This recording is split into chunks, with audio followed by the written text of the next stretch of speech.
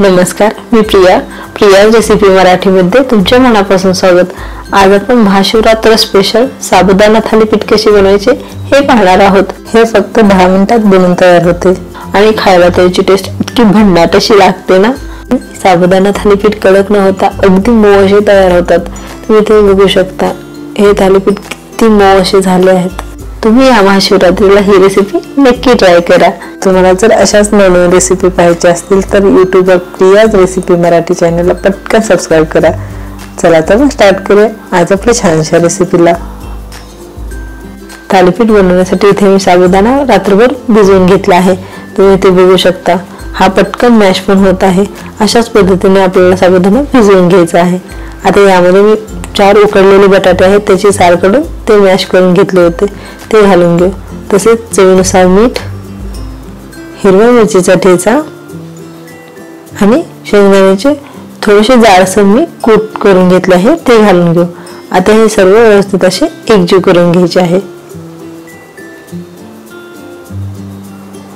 तुम्ही जर कोथिंबीर खात असताल किंवा जिरे खात असताल ते पण यामध्ये घातले तर चालते, पण आमच्या इकडे उपवासाला जिरे आणि कोथिंबीर चालत नाही, त्यामुळे मी ते घातले नाही।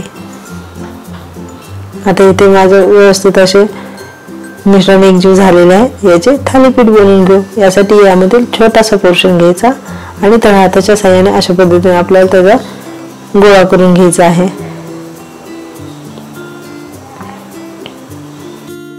अशा पद्धतीने गोळा करून घ्यायचा। आता इथे मी पोळपाटावर एक सुती कपडा घेऊन तो भिजवून घेतला आहे आणि त्यावरती आता थालीपीठ थापून घेऊ। कपडा भिजवून काय घ्यायचा, आपण ज्यावेळेस थालीपीठ थापत असतो ना त्यावेळेस ते कपड्याला चिटकू नये यासाठी आपल्याला कपडा ओला करून घ्यायचा आहे। आणि ज्यावेळेस आपण थालीपीठ थापतो त्यावेळेस आपल्याला काय करायचे, बोट पण थोडेसे पाण्यामध्ये बुडवून घ्यायचे आणि नंतर थालीपीठ थापायचे, म्हणजे थालीपीठ थापायला सोपे जाते। आता इथे थालीपीठ थापून झालेले आहे। मी गॅसवरती एक पॅन गरम करून घेतला आहे, त्यामध्ये तेल घालून घेऊ। पॅन गरम झाला की यावरती आता थालीपीठ घालून घ्यायचे आहे।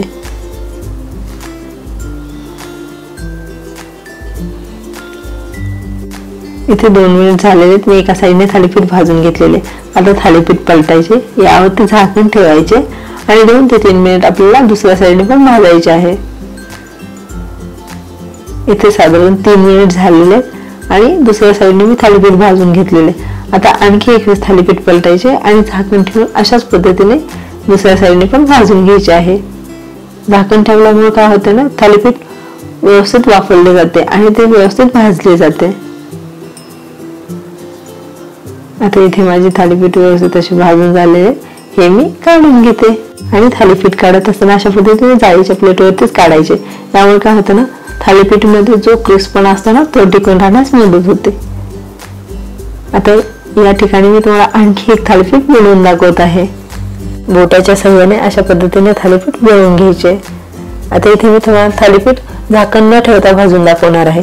झाकण ठेवल्यामुळे काय होतं ना, थालीपीठ पटकन भाजले जाते पण ते खूप मऊ होते आणि आपण ज्यावेळेस झाकण नाही ठेवत ना थालीपीठ भाजायला थोडासा टाइम लागतो, पण ते क्रिस्पी होण्यास मदत होते। त्यामुळे तुम्हाला ज्या पद्धतीने थालीपीठ भाजायला आवडेल ना त्या पद्धतीने तुम्ही भाजू शकता। थालीपीठ भाजत असताना ते सतत पलटत राहायचे। जर आपण एका साईडने थालीपीठ खूप वेळ भाजत राहिलो ना तर ते पॅनला चिटकेल आणि करपून जाईल। यासाठी ही टिप्स तुम्ही इथे लक्षात ठेवा। अशा पद्धतीने इथे माझे दुसरे पण थालीपीठ भाजून झालेले आहे, हे मी काढून घेते। इथे महाशिवरात्री स्पेशल उपवासाचे थालीपीठ बनवून तयार झालेले आहे। तुम्हाला ही आजची रेसिपी कशी वाटली कमेंट बॉक्स मध्ये मला नक्की कळवा आणि आणखी माझ्या चॅनलला सबस्क्राइब केले नसेल तर पटकन जाऊन सबस्क्राइब करा। तुम्ही पण अशा पद्धतीने महाशिवरात्रीला थालीपीठ बनवून खाऊ शकता। याला खूप टाइम पण लागत नाही, पटकन बनवून तयार होते आणि खायला त्याची टेस्ट खूप भन्नाट अशी लागते। त्यामुळे ही रेसिपी तुम्ही नक्की ट्राय करा। तुम्ही वेळात वेळ काढून माझा हा पूर्ण व्हिडिओ बघितल्याबद्दल तुमचे मनापासून आभार। चला तर मग भेटूया अशा छान नेक्स्ट रेसिपी मध्ये। तोपर्यंत धन्यवाद।